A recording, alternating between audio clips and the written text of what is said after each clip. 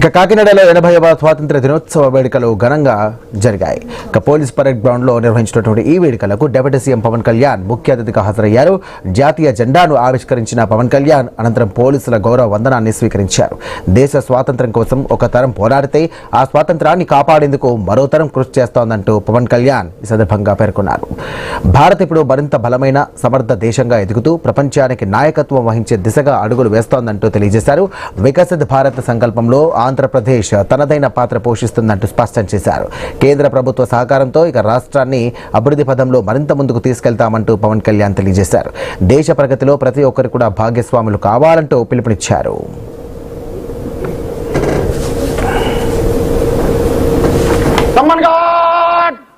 Rashtriya salute salami chess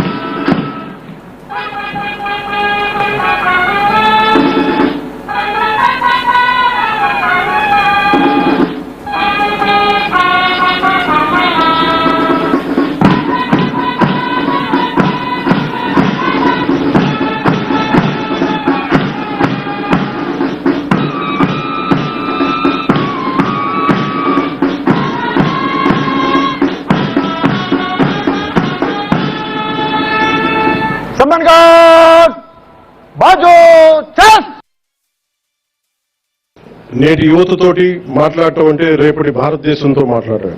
అందుకు మీతోటి కొన్ని మాటలు పంచుకోవాలనుకుంటాం. మీరు కేవలం భారతదేశ భవిష్యత్తు కాదు, భారతదేశపు ప్రస్తుత బలం కూడా. ఈ రోజున సమాచారం మనకి క్షణాల్లో చేరుతా ఉంది. But speed is not truth. ఏదైనా నమ్మే ముందు ఆలోచించండి, అనుసరించే ముందు ప్రశ్నించండి, నిర్ణయం తీసుకునే ముందు పరిశీలించండి.